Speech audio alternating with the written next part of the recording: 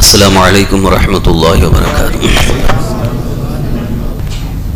الحمد للہ رب العالمین والصلاة والسلام علی سید الانبیاء والمرسلین وعلی آلہ واصحابہ اجمعین، اما بعد فاعوذ باللہ من الشیطان الرجیم، بسم اللہ الرحمن الرحیم۔ یمحق اللہ الربا ویربی الصدقات، صدق اللہ مولانا العظیم۔ حصول برکت کے لیے ایک مرتبہ درود شریف پڑھ لیں۔ اللہم صلی وسلم علی سیدنا مولانا محمد طب القلوب ودوائها وعافیت الابدان وشفائها ونور الابصار وضیائها وعلی آلہ وصحبہ وسلم تسلیما دائما ابدا۔ اللہ رب العزت کا کروڑوں شکر احسان ہے کہ اللہ تبارک تعالیٰ نے ہمیں عزت کی روزی عطا فرمائی۔ آج ہم انسانوں کو زندگی میں بہت زیادہ پیش آنے والی جو چیزیں ہیں ان میں خاص طور پر روزی رزق کے لیے انسان بہت پریشان رہتا ہے۔ باقی استعمال کی چیزیں اگر مل جائے تو ٹھیک ہے، نہیں ملے تو کوئی بات نہیں، جیسے کپڑے وغیرہ ہیں، استعمال کی گاڑیاں وغیرہ مل جائے تو ٹھیک ہے، نہیں تو کوئی بات نہیں۔ لیکن روزی انسان کے لیے زندگی کی بڑی اہم ضرورت ہے۔ اس کے بغیر انسان کا زندہ رہنا ایک طرح سے بہت دشوار، بہت مشکل ہے۔ روزی دینے والا اللہ ہے۔ رزق جو بھی ہم کھاتے ہیں، جو بھی حلال چیزیں اللہ نے ہمارے لیے عطا فرمائے، اگر اس کا ہم حساب لگائیں کہ ہم کو کتنی روزی کی ضرورت ہے، وہ حساب تو نہیں لگا پائیں گے۔ اور کتنی روزی ہم نے استعمال کر لیا، کتنی روزی کھا چکے ہیں، کتنا پیسہ استعمال کر چکے ہیں، ابھی اس کا کوئی حساب لگانا چاہے تو اس کا کوئی حساب نہیں ہوگا۔ کسی سے اگر پوچھے آپ نے کتنی روٹیاں کھائیں، کوئی گنتی نہیں ہے۔ روزی اللہ تبارک تعالیٰ عطا فرماتا ہے، اس کا یہ کرم ہے کہ اپنے ماننے والوں کو بھی روزی دے رہا ہے اور نہ ماننے والوں کو بھی روزی دے رہا ہے۔ لیکن جو ماننے والے ہیں، یعنی جو اللہ تبارک تعالیٰ پر ایمان رکھنے والے ہیں، اللہ کی عبادت کرنے والے ہیں، ان کی روزی میں اللہ تعالیٰ برکت عطا فرماتا ہے۔ برکت کا مفہوم، حقیقی مفہوم اگر دیکھا جائے تو یہ ہے کہ بظاہر دیکھنے میں کم لیکن وہ بہت زیادہ کافی ہو جائے گا۔ یہ برکت جسے کہا گیا کہ جیسے ایک حدیث پاک میں ہے، سرکار دو عالم صلی اللہ علیہ وسلم ارشاد فرماتے ہیں، طعام الاثنین یکفی للثلاث، دو آدمیوں کا کھانا تین کے لیے کافی ہو جائے گا۔ یعنی ایمان والوں کے لیے اللہ تعالیٰ نے اتنی برکت رکھی ہے کہ اگر ہمارے گھر میں دو آدمی کا کھانا ہے اس میں تین آرام سے کھا سکیں گے۔ لیکن کافر کے لیے برکت نہیں ہے، وہ دو کا اگر ہے تو بھی ان کو اطمینان نہیں ہوتا ہے، ان کو صبر نہیں ہوتا ہے، بلکہ وہ یہ کوشش کریں گے کہ نہیں تیسرا ہے تو تیسرے کے لیے بھی انتظام کرو۔ مگر یہ مومن کی شان ہے کہ اللہ نے عطا فرمایا کہ تم صبر کرو، اسی میں برکت ہوگی۔ تین کا اگر ہے تو چار کے لیے کافی ہوگا۔ بلکہ یہ تو ہم نے دیکھا بھی ہے، تجربہ بھی ہے کہ گھر کے اندر آپ دیکھیے، اگر گھر کے اندر 10 حضرات ہیں تو 4 کے حساب سے آپ کھانا بنائیں گے اور ایک ساتھ دسترخوان پر بیٹھ کر کھائیں گے تو سب کے لیے کافی ہو جائے گا۔ کوئی ایسا نہیں کہ بھوکا رہ جائے یا اس کا پیٹ نہیں بھرا۔ یہ دسترخوان کی، ایمان والوں کے دسترخوان کی یہ برکت ہے۔ اسی لیے ہمارے آقا حضور سرور کائنات صلی اللہ علیہ وسلم ارشاد فرماتے ہیں، سب لوگ مل کر کے دسترخوان پر بیٹھ کر کے کھاؤ۔ یہ سنت طریقہ بھی ہے۔ آج ماڈرن زمانہ ہے، آج حالات اتنے مغربی تہذیب کی طرف زیادہ مائل ہو رہے ہیں کہ آج ہمارے بچوں کو یہ طریقہ نہیں سکھایا جاتا ہے۔ وہ یہ کہ کوئی پلیٹ میں لے کے ادھر بیٹھا ہے، کوئی ادھر بیٹھا ہے، کوئی ٹی وی دیکھتے بیٹھا ہے، کوئی گیم کھیلتے بیٹھا ہے، ایسے ہی کھانا ہو رہا ہے۔ بعض خاص طور پر جو بہت زیادہ ماڈرن ہیں، بہت زیادہ پیسے والے ہیں، ان کے گھروں میں تہذیب ایسی ہے ہی نہیں، وہ بس انڈیپینڈنٹ، ہر چیز میں انڈیپینڈنٹ۔ ان کو دسترخوان پہ بیٹھ کے کھانے کا کوئی طریقہ ہی نہیں سکھایا جاتا ہے۔ لہٰذا اس بات کو یاد رکھیے۔ ابھی تو یہ تہذیب سیکھنے کا ایک بہت اچھا موقع ہے، کیونکہ رمضان شریف میں ہم افطار کے لیے جب بیٹھتے ہیں تو سب بچوں کو لے کے ساتھ میں بیٹھتے ہیں، بچوں کو لے کے بیٹھتے ہیں نا۔ تو یہی طریقہ اگر کھانے کا گھروں میں ہو جائے تو انشاءاللہ کم بھی رہے گا، اس میں برکت ہوگی۔ کیونکہ سرکار دو عالم صلی اللہ علیہ وسلم ارشاد فرماتے ہیں جب دسترخوان بچھا کر سب بیٹھتے ہیں کھانے کے لیے تو اللہ کے فرشتے دعائیں کرتے ہیں کہ اللہ اس میں برکت ڈال دیں. تو اللہ تعالیٰ کی طرف سے اس میں برکت نازل ہوتی ہے. اور وہ جو کم کھانا ہوتا ہے لیکن ایسا محسوس ہوتا ہے کہ ہم نے پیٹ بھر کر کے کھانا کھا لیا. تو یہ روزی میں برکت اللہ تعالیٰ ایمان والوں کو عطا فرماتا ہے. ساتھ ہی ساتھ ہمارے آقا حضور سرور کائنات صلی اللہ علیہ وسلم نے ارشاد فرمایا کہ اگر آپ یہ چاہتے ہو کہ مال میں برکت ہوتی رہے, روزی میں برکت ہوتی رہے, اس میں ترقی ہو, بڑھوتری ہو, گروتھ ہو, تو اس کے لیے صدقات زکوٰۃ مستقل نکالتے رہیں گے تو انشاءاللہ روزی میں کبھی کمی نہیں آئے گی بلکہ اس میں برکت ہی ہوگی. حالات چاہے کتنے بھی خراب ہوں گے لیکن یاد رکھیے کہ جو صدقات اور زکوٰۃ صحیح طریقے سے نکالتے ہیں اللہ تعالیٰ ان کو اتنی برکت عطا فرماتا ہے کہ کہیں نہ کہیں سے ان کا راستہ نکلتا جائے گا, وہ برکت ہوتی رہے گی. قرآن پاک میں اللہ تعالیٰ نے ارشاد فرمایا یمحق اللہ الربا ویربی الصدقات. یہ قرآن میں ہے, اللہ کا فرمان ہے کہ ربا یعنی سود کو اللہ مٹاتا ہے. یہ جو آج کل دنیا والوں کا خیال ہے کہ سود یعنی جو بیاج اور بڈی انٹرسٹ پر جو پیسہ کماتے ہیں, دیکھنے میں تو بہت زیادہ دکھتا ہے کہ ہم نے 1 لاکھ دیا تو ہم کو 2 لاکھ مل رہا ہے, 4 لاکھ دیا تو 8 لاکھ مل رہا ہے. تو یہ سود, اس کے بارے میں اللہ تعالیٰ فرماتا ہے کہ سود کو مٹاتا ہے, اس میں کبھی برکت نہیں ہوگی. آپ تجربہ کر کے دیکھو, ویسے تو کرنا نہیں ہے آپ کو کیونکہ حرام ہے جو ہماری شریعت مطالعہ میں, لیکن جو کر رہے ہیں ان کی آپ زندگی کو اٹھا کر کے دیکھو, کبھی وہ سکون سے نہیں رہ سکتے ہیں کیونکہ وہاں برکت ہے ہی نہیں ہے. لیکن اللہ تعالیٰ فرماتا ہے یوربی الصدقات, تم اگر مال میں ترقی چاہتے ہو تو ادھر راہ خدا میں خرچ کرتے رہو تو خود بخود ادھر مال بڑھتا جائے گا. یہ ہماری اسلامی ٹیکنیک ہے. بہت سارے لوگ اس کو نہیں سمجھ پاتے ہیں کہ اس کو آپ تجربہ کر کے دیکھ سکتے ہیں کہ آپ ایک متعین رقم کر لیں کہ جیسے میری انکم اتنی ہے, آج میں 100 روپے کماؤں گا تو میں اللہ کی راہ میں 10 روپے ضرور دوں گا. اگر یہ آپ نے ٹھان لیا, کر لیا, تو انشاءاللہ اب وہ 100 روپے, وہ 100 جو 10 روپے آپ نے خرچ کیا ہے 90 نہیں بچ کے, بلکہ اس میں اتنی ترقی ہوگی. ظاہر میں آپ کو نوٹ کم دکھیں گے لیکن سب گھر والوں کے لیے, خاندان والوں کے لیے کافی ہوتا چلا جائے گا. اور یہ چیز ہم نے دیکھا ہوگا, کئی حضرات اس کے شاہد ہوں گے کہ آج سے چند سال پہلے ہمارے ماں باپ جبکہ وہ بہت کم کماتے تھے لیکن گھر میں 10-10 افراد ہیں, سب کے لیے کافی ہو جاتا تھا. تو آج یہ کمی جو آ رہی ہے اس کی ایک بڑی وجہ یہ ہے کہ ہم دنیاوی معاملات میں بہت زیادہ خرچ کرتے ہیں لیکن اللہ کی راہ میں بہت کم خرچ کرتے ہیں. تو اس کے لیے برکت بھی کم ہوتی جا رہی ہے. آپ اس کو اپنے ذہن میں رکھیں کہ اللہ کی راہ میں خرچ کرنا یہ ہمارے لیے نقصان دہ نہیں ہے بلکہ یہ فائدے کا ہی سودا ہے. کوشش یہ کی جائے کہ اللہ کی راہ میں زیادہ سے زیادہ خرچ ہو. قرآن کریم کے اندر سورہ بقرہ کی جو ابتدائی آیات ہیں, الف لام میم ذالک الکتاب, آپ پڑھتے جائیں گے, وہاں آگے یہ ارشاد ہوا, اللہ تعالیٰ نے جو ارشاد فرمایا ھدی للمتقین الذین یؤمنون بالغیب ویقیمون الصلاۃ ومما رزقناہم ينفقون.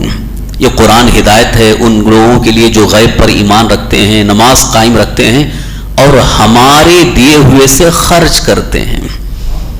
اللہ تعالیٰ نے یہ 3 صفات ارشاد فرمائے. اللہ کا ذکر ہے کہ جو ایمان بالغیب یعنی اللہ پر ایمان بھی رکھتے ہیں, اللہ کے رسول پر ایمان رکھتے ہیں, نماز قائم رکھتے ہیں, وَمِمَّا رَزَقْنَاهُمْ يُنْفِقُونَ, اور جو ہم نے ان کو رزق دیا ہے وہ خرچ کرتے ہیں. تو یہ اللہ کا دیا ہوا رزق اللہ کی راہ میں خرچ کرنے میں ہم کو تو کوئی افسوس نہیں ہونا چاہیے کیونکہ اگر دیکھا جائے حقیقت میں ہم دنیا میں آئے تو کیا لے کے آئے تھے؟ دنیا میں آئے تھے تو خالی ہاتھ آئے تھے, ہمارا کچھ نہیں تھا. یہ جو کچھ آج ہمارے پاس ہے یہ اللہ تعالیٰ کا دیا ہوا ہے. لہٰذا ہمیشہ یہ ذہن میں رہے کہ ہم جو دے رہے ہیں یہ ہمارا کچھ نہیں, اس میں یہ اللہ کا دیا ہوا ہے, وہ اسی کی راہ میں دے رہے ہیں. بلکہ ہماری جان بھی اللہ کی دی ہوئی ہے اور جتنی نعمتیں اللہ نے دی ہیں تو اسی کی راہ میں اللہ کی رضا کے لیے خرچ کرنے میں کبھی افسوس, کبھی دل میں تنگی نہیں ہونی چاہیے. کبھی کبھی کچھ لوگ زکوٰۃ کے نکالنے میں بہت تنگی محسوس کرتے ہیں, یہ سوچتے ہیں کہ ارے یار اس سال اتنا نکالنا پڑے گا, اتنا نکل رہا ہے. خاص طور پر جن کی مالیت زیادہ ہے, جن کے پاس مالیت کے سامان یعنی جس چیز کی زیادہ زکوٰۃ نکلنی ہے مالیت زیادہ ہے تو ان کو ایسا لگتا ہے کہ اتنا دینا پڑے گا, 10 لاکھ دینا پڑے گا.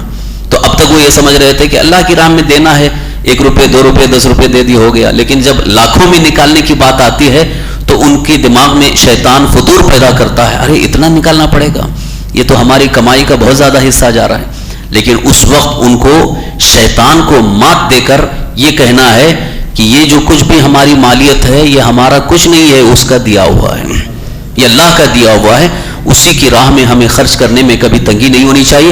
اور ساتھ ہی ساتھ اللہ کا وعدہ ہے کہ تم اگر میری راہ میں خرچ کر رہے ہو تو اس کا تم کو 700 گنا زیادہ عطا کریں گے.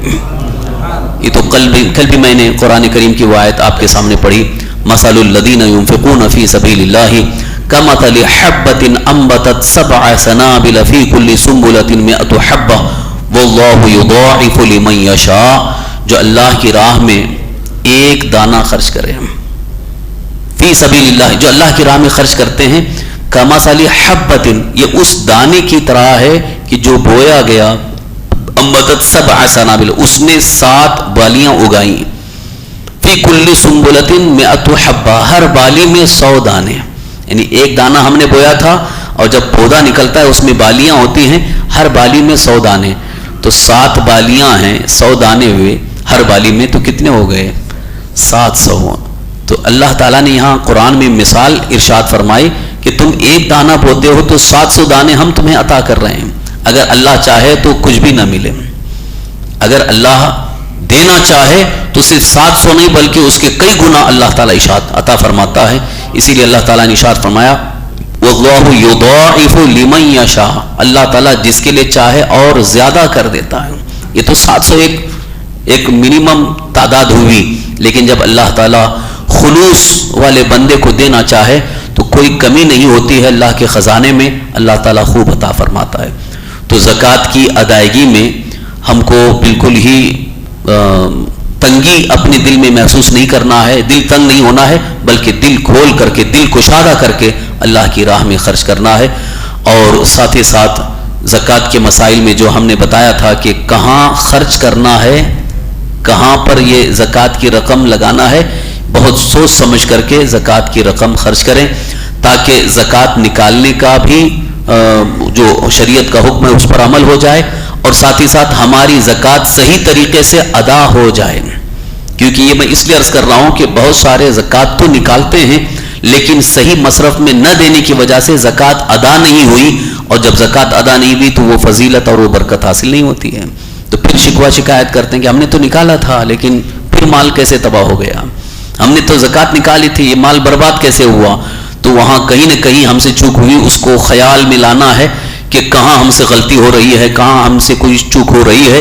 لہٰذا اگر صحیح طریقے سے زکوٰۃ نکالیں گے تو انشاءاللہ مال کبھی تباہ و برباد نہیں ہوگا. آج خاص طور پر آج کے حالات کے پیش نظر دشمنوں کی نظر مسلمانوں کی مالیت پر ہے. جانے تو اللہ تعالیٰ کے فضل سے, اللہ تعالیٰ جب تک ہماری زندگی باقی ہے ہمیں کوئی کچھ نہیں کر سکتا ہے, اور اگر شہادت کی موت لکھی ہے تو کل ہی شہادت ہو جائے, اس میں کوئی حرج نہیں, اس میں ڈرنے کی کوئی بات نہیں.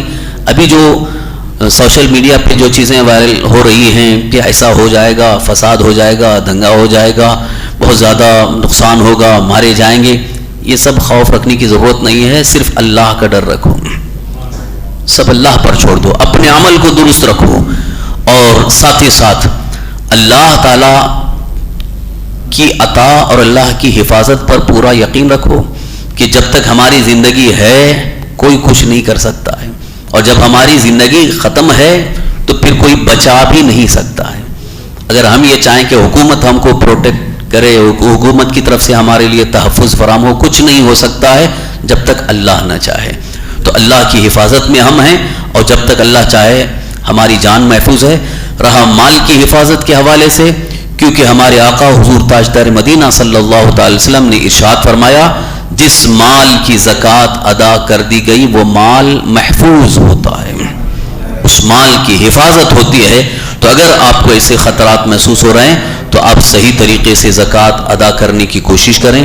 انشاءاللہ زکوٰۃ کی ادائیگی کی برکت سے ہمارا اور آپ کا مال محفوظ ہو جائے گا.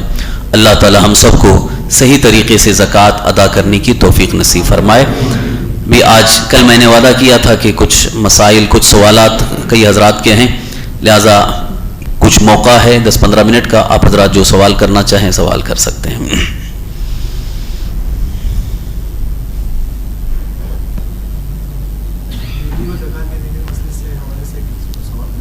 اچھا،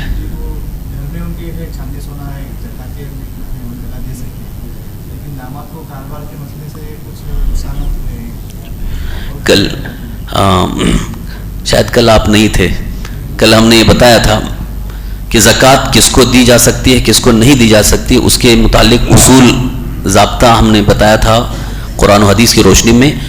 جو ہماری اصل ہیں یعنی جن سے ہم ہیں ان کو نہیں دے سکتے، اور جو ہماری نسل ہے ان کو نہیں دے سکتے. اصل سے مراد یعنی باپ، ماں، دادا، دادی، نانا، نانی، یہ اصل ہیں، ان کو زکوٰۃ نہیں دے سکتے. اسی طرح سے ہماری نسل، بیٹا، بیٹی، پوتا، پوتی، نواسا، نواسی، ان کو بھی ہم زکوٰۃ نہیں دے سکتے.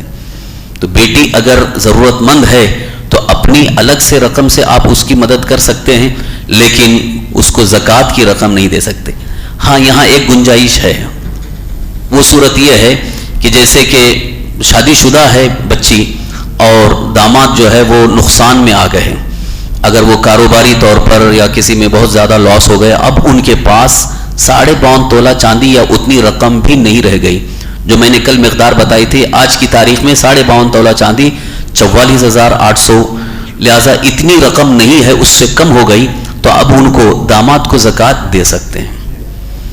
بیٹی کو نہیں دے سکتے، داماد کو دے دیں، لہذا اگر وہ لے کر کے وہ اپنے اخراجات میں وہ استعمال کر سکتے ہیں. ہاں کیونکہ بیٹی کے پاس جو زیورات ہیں وہ اس کی مالک ہے، شوہر داماد جو ہے وہ اس کے مالک نہیں ہے. اسی لیے یہ بھی ہم نے مسئلہ بتایا تھا کہ زکوٰۃ کی ادائیگی میں شوہر اور بیوی دونوں کے حکم الگ الگ ہیں.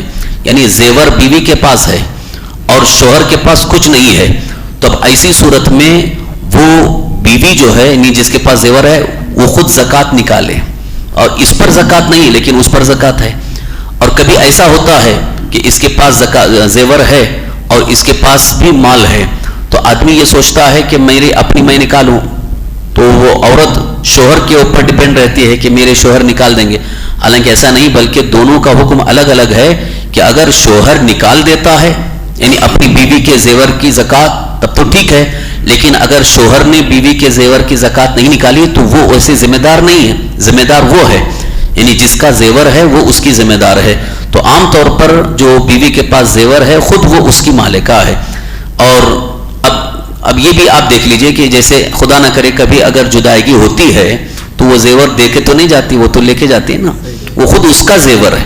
یہ اور بات ہے کہ یہاں پر ہمارے ہندوستان میں عام طور پر میاں بیوی کے درمیان جو یہ ایسی انڈرسٹینڈنگ رہتی ہے کہ ان کے سارے اخراجات شوہر ہی پورے کرتے ہیں، تو شوہر ان کا خرچہ بھی دیتے ہیں، شوہر ان کے تمام معاملات بھی دیکھتے رہتے ہیں.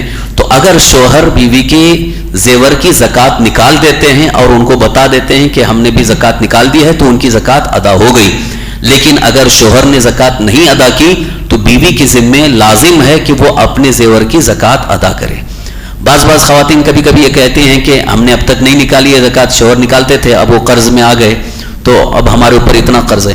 تو وہ شوہر کا قرض بیوی اپنے اوپر نہیں لے سکتی، یعنی اس پر وہ مائنس نہیں ہوگا. شوہر قرض دار ہو گیا ہے لیکن بیوی کے پاس جو زیور ہے اب وہ اس میں مائنس نہیں ہوگا کہ اب وہ قرض دار ہو گیا تو اس کے اوپر زکوٰۃ نہیں، اس پر زکوٰۃ نہیں ہے لیکن اس کے اوپر زکوٰۃ ہے کہ وہ اپنے زیور کی زکوٰۃ نکالے. اب یہاں قرآن کریم کی ایک آیت سن لیجئے. اللہ تبارک تعالیٰ نے قرآن مقدس میں ارشاد فرمایا والذین یکنزون الذهب والفضة ولا ينفقونها فی سبیل اللہ فبشرهم بعذاب علیم. جو لوگ سونا چاندی جمع کر کے رکھتے ہیں اور اس کی زکوٰۃ نہیں نکالتے، اللہ تعالیٰ نے فرمایا ان کو دردناک عذاب کی خوشخبری دیجیے. بڑا سخت عذاب قرآن میں اللہ نے بیان فرمایا، اور آگے اس کی تشریح بھی ہے کہ عذاب کیسا ہوگا، عذاب کس شکل کا ہوگا. اس کو اس انداز سے قرآن میں بیان کیا اللہ تعالیٰ نے کہ اسی سونے چاندی کو جہنم کی آگ میں تپایا جائے گا، گرم کیا جائے گا. اچھا ہاں، جہنم کی آگ میں اس کو تپایا جائے گا اور پھر ان کی پیشانی اور ان کی کروٹوں کو داغا جائے گا. یہ قرآن پاک میں یوم یحما بہا جباہہم، کہ اس زیور کو جو بھی جس کی زکوٰۃ نہیں نکالی گئی ہے کہ جہنم کی آگ میں، جہنم کی آگ دنیا کی آگ سے کئی گنا زیادہ ہے، بڑی خطرناک ہے، تو اس آگ میں اس کو تپایا جائے گا اور پھر ان کی پیشانی، ان کی کروٹیں داغی جائیں گی اور ان سے کہا جائے گا کہ یہ وہ زیور ہے جس کو تم نے رکھا تھا، لہذا اس کا مزہ چکھو۔ تو اس لیے سرکار دو عالم صلی اللہ علیہ وسلم نے ارشاد فرمایا کہ اگر جہنم کے اس خطرناک دردناک عذاب سے بچنا ہے تو زکوٰۃ ادا کرو۔ اب جو خواتین یہ کہتی ہیں کہ ہمارے پاس پیسہ نہیں ہے، زیور تو ہے لیکن پیسہ نہیں ہے، کیسے ادا کریں؟ بھائی جو زیور آپ کے پاس ہے اس میں سے تھوڑی مقدار اس کو بیچو، اس سے تو پیسہ آ ہی جائے گا، اس سے زکوٰۃ نکال سکتے ہیں، لیکن زکوٰۃ تو نکالنا ان کے لیے ضروری ہے۔ زکوٰۃ نکالنے کے لیے یعنی جس کے پاس اب جو مالک نصاب ہو گئے تو ان کے پاس جو کچھ بھی مالیت ہے، جیسے بینک بیلنس ہے اور کہیں پر ہم نے انویسٹ کر کے رکھا ہے، ایف ڈی کر کے رکھا ہے، اس پوری مالیت کو جمع کر کے جیسے ٹوٹل آپ کی 10 لاکھ ہو گئی تو اب اس 10 لاکھ کی زکوٰۃ نکالنی ہے 2.5% کے حساب سے، 1 لاکھ پر 2,500 روپے، 100 روپے میں 2.5 روپے، 1 لاکھ میں 2,500 روپے، اس طرح سے آپ کے پاس جتنی بھی مالیت جمع ہو رہی ہے اس پورے کی زکوٰۃ نکالنی ہوگی۔ اس کو ہم نے جمعہ میں تفصیل کے ساتھ بیان کیا تھا کہ کون کون سی چیزیں ہیں کہ جس پہ زکوٰۃ نہیں ہے، جیسے صرف ہمارا جو رہنے کا گھر ہے، رہائشی گھر، اس پر زکوٰۃ نہیں ہے، اور اسی طرح سے ایک گھر تو ہے جس میں رہ رہے ہیں اور ایک گھر ہم نے کرائے پر دیا ہے، 1 یا 2 جتنے بھی کرائے پر دیے ہوئے ہیں اس پر بھی زکوٰۃ نہیں ہے۔ گاڑی ہے استعمال کے لیے ہے، موٹر سائیکل، کار یا جو بھی گاڑیاں استعمال کی ہیں اس پر بھی زکوٰۃ نہیں ہے۔ ہاں البتہ اگر کوئی گاڑی کا کاروبار ہی کرتے ہیں، جیسے موٹر سائیکل وہ خرید کر لاتے ہیں بیچتے ہیں، کار وغیرہ خریدنا بیچنا ان کا کاروبار ہی ہے تو اس پر زکوٰۃ ہوگی جو اس کی مالیت ہوگی۔ اسی طرح سے دکان والے، بزنس مین کہ جن کے پاس دکان میں جو کچھ بھی سامان ہے، مال تجارت جس کو کہتے ہیں، چاہے وہ کپڑا ہو یا غلہ وغیرہ یا جس چیز کی بھی وہ تجارت کر رہے ہیں، تو جو مال تجارت دکان میں موجود ہے اس کی جو مالیت ہے اس کی بھی زکوٰۃ نکالنی ہوگی۔ اگر دکان میں آپ کے 10 لاکھ کا سامان ہے تو اس 10 لاکھ کی بھی زکوٰۃ نکالنی ہوگی۔ یہ تفصیل ہے زکوٰۃ کی۔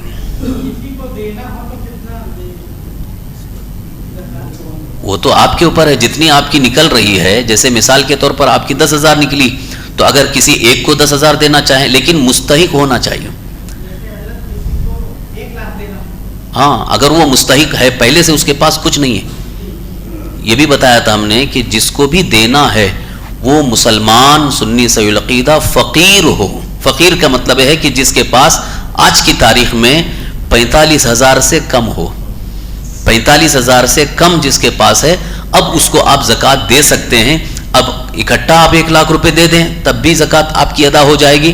ہاں البتہ اب اس کے اوپر زکوٰۃ کے لیے جو احکام ہیں وہ یہ ہے کہ چونکہ ابھی تک وہ مالک نصاب نہیں تھا، اب مالک نصاب ہوا ہے تو اس کے بعد سے اس کا سال پورا ہوگا تب اس پر زکوٰۃ فرض ہوگی اگر وہ مالک نصاب رہا، کیونکہ اب 1 لاکھ اس کے پاس آ گئے تو آج سے اب وہ مالک نصاب ہوا تو اب اس کے بعد سے وہ 1 سال شمار ہوگا اور ابھی اس پر زکوٰۃ نہیں۔ ہاں البتہ اگر آپ نے 1 لاکھ اکٹھا دیا تو اب وہ دوسرے سے پھر زکوٰۃ نہیں لے سکتا، کیونکہ اب اس کے پاس اتنی مقدار آ گئی جس سے وہ خود مالک نصاب ہو گیا ہے تو اب وہ زکوٰۃ پھر نہیں لے سکتا۔ لہٰذا اگر آپ نے ایک کو 50,000 1 لاکھ اکٹھا دے دی تو آپ کی زکوٰۃ تو ادا ہو گئی، لیکن اب وہ پھر زکوٰۃ نہیں لے سکتا کیونکہ اب خود مالک نصاب ہو گیا۔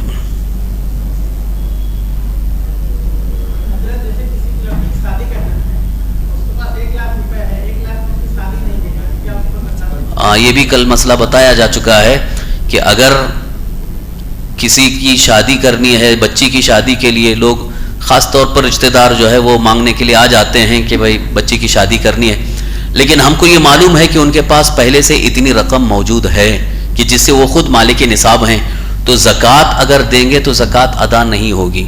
تو آپ ان کی مدد کے لیے اپنی طرف سے جو چاہیں دینا چاہیں دے سکتے ہیں، لیکن زکوٰۃ کی رقم وہاں ان کو نہیں دے سکتے کیونکہ زکوٰۃ ادا ہی نہیں ہوگی۔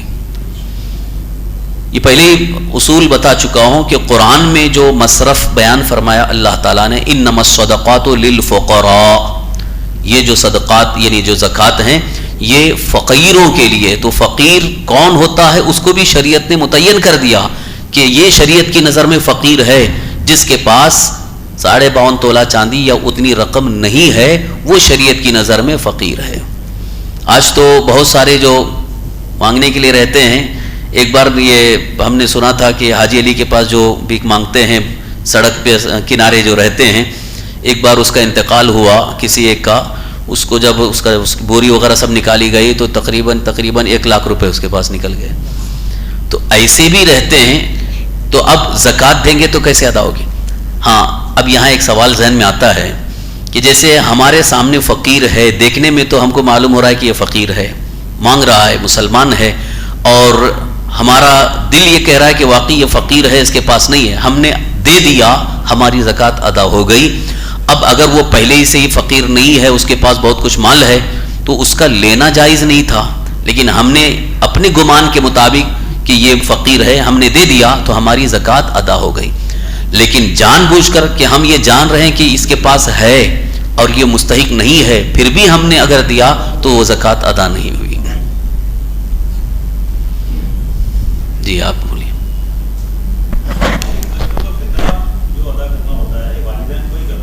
جی ہاں، اگر کسی کے والد بیرون ملک ہے تو فطرہ کیسے ادا ہوگا؟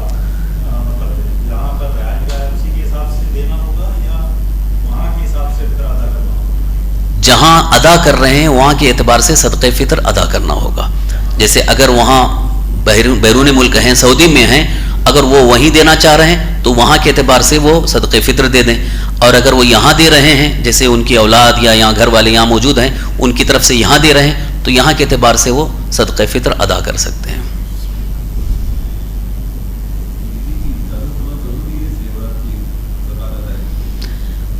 زکوٰۃ کی ادائیگی کے لیے بیوی کی اجازت کی ضرورت نہیں ہے، لیکن بیوی کو اطلاع ہونا چاہیے.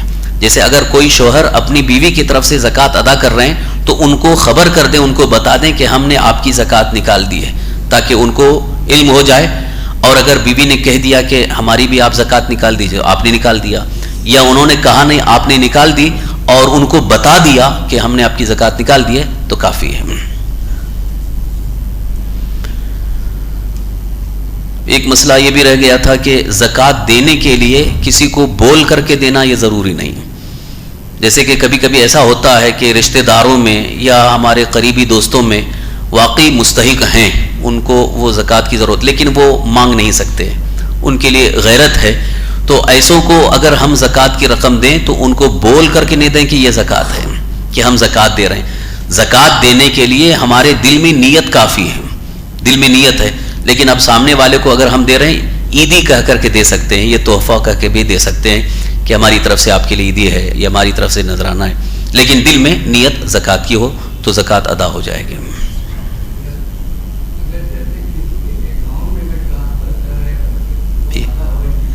جی ہاں، اگر زکوٰۃ کی رقم کسی کے اکاؤنٹ میں ٹرانسفر کرنا ہے، جیسے اب یہاں وہ نہیں ہیں یا وہاں تک پہنچانے کے لیے کوئی ذریعہ بھی نہیں ہے، اور اگر کسی کے ذریعے بھیجیں گے تو راستے میں مال تباہ و برباد بھی ہو سکتا ہے یا کچھ نقصان ہو سکتا ہے، تو ایسی صورت میں بینک سے ٹرانسفر بھی کر سکتے ہیں. اس کا کل ایک مسئلہ یہ بھی آیا تھا کہ جیسے آپ وہاں اگر اپنے ملک میں یا اپنے وطن میں کسی کو دینا چاہتے ہیں اور وہاں کوئی شخص ہے جس کے پاس رقم ہے، اگر وہ کہہ دیتا ہے کہ میں یہاں دے دیتا ہوں، بعد میں ادھر آؤں گا تو آپ سے لے لوں گا، تو آپ کی جتنی زکوٰۃ کی رقم ہے وہ آپ بتا دیں کہ جیسے 10,000 دینا ہے، ان سے آپ نے کہہ دیا کہ ان کو آپ 10,000 پہنچا دیں زکوٰۃ کی رقم، پھر وہ یہ جو آپ کے پاس ہے یہ ان کو آپ دے سکتے ہیں. یا جو کیونکہ نوٹ جو ہے وہ متعین نہیں ہے، فکس نہیں ہے کہ یہی نوٹ دینا ہے، بلکہ آپ کو مقدار متعین کرنا ہے. جیسے 10,000 20,000 25,000 جو مقدار متعین ہوئی اتنی ادا کرنا ہے. نوٹ میں تبدیلی ہو سکتی ہے. جیسے کبھی کبھی ایسا بھی ہوتا ہے کہ ہماری 20,000 زکوٰۃ نکلی اور ہم نے نکال کر کے رکھ دیا، اب وہ ہم ایک اندازے کے مطابق اس کو جیسے جیسے ہمارے سامنے ضرورت مند آئیں گے تو اس کو دیں گے، ایسے ہم نے رکھا. لیکن کبھی اگر اتفاق سے اس کو لے کر کے گھر والوں نے استعمال کر لیا، وہ رقم جو نوٹ ہم نے رکھا تھا اس کو اگر استعمال کر لیے تو کوئی حرج نہیں ہے، اب پھر اس میں اتنی ملا کر کے آپ زکوٰۃ ادا کر سکتے ہیں. تو کبھی کبھی نوٹ تبدیل ہو جاتی ہے، اس میں کوئی حرج نہیں. تو یہ بینک سے جو ٹرانسفر کرنے کا معاملہ ہے اس میں بھی نوٹ تبدیل ہوتی ہے. یہاں آپ نے ڈال دیا، وہ نوٹ تو وہاں نہیں ملتی ہے، وہ تو وہاں پر بینک کی طرف سے وہ جو نوٹ ہے وہ ملتی، لیکن اصل آپ کی زکوٰۃ ادا ہو جائے گی.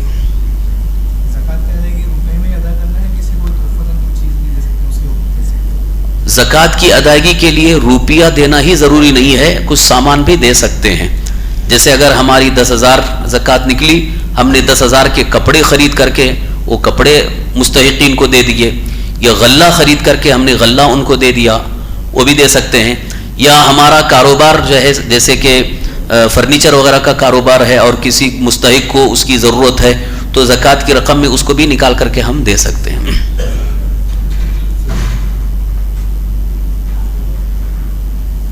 ٹھیک ہے، آج تک کے لیے یہی جو سوالات آپ کے ذہن میں تھے الحمدللہ ان کے تقریباً تشفی بخش جوابات آ گئے. انشاءاللہ پھر کسی کے ذہن میں سوال ہوگا تو وہ اس کے لیے انشاءاللہ مستقل محفل قائم ہوگی. اللہ تعالیٰ کی بارگاہ میں دعا ہے اللہ تعالیٰ ہم سب کو شریعت مطہرہ کے احکام پر عمل کی توفیق عطا فرمائیں. یا الہ العالمین یا رحم الراحمین، اپنے حبیب صلی اللہ تعالی وسلم کے صدقے طفیل ہم سب کی مغفرت فرما. یا اللہ ہمارے صغیرہ کبیرہ تمام گناہوں کو معاف فرما. یا اللہ ہمیں رمضان المبارک کی برکتیں عطا فرما. یا اللہ اپنے فضل و کرم سے ہم تمام کو ہر بیماری سے محفوظ فرما.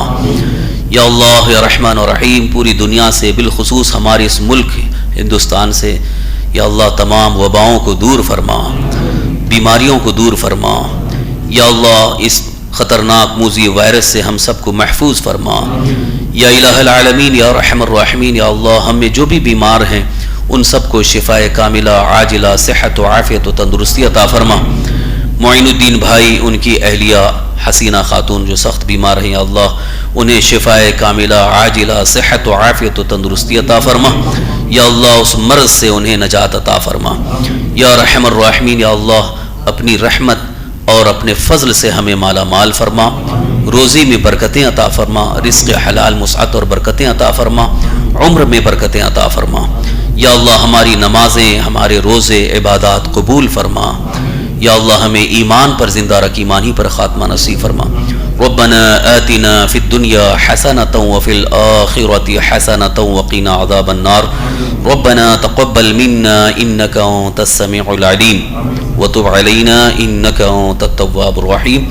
قال اللہ تبارک وتعالی فی شان حبیبہ الکریم اعوذ باللہ من الشیطان الرجیم ان اللہ وملائکتہ یصلون علی النبی یا ایہا الذین آمنوا صلوا علیہ وسلموا تسلیما. اللہم صل وسلم علی سیدنا مولانا محمد معدن الجود والکرم وعلی آلہ واصحابہ بارک وسلم صلاة وسلاما علیک یا رسول اللہ صلی اللہ تعالی علیہ وسلم. سبحان ربک رب العزة عما یصفون وسلام علی المرسلین والحمد للہ.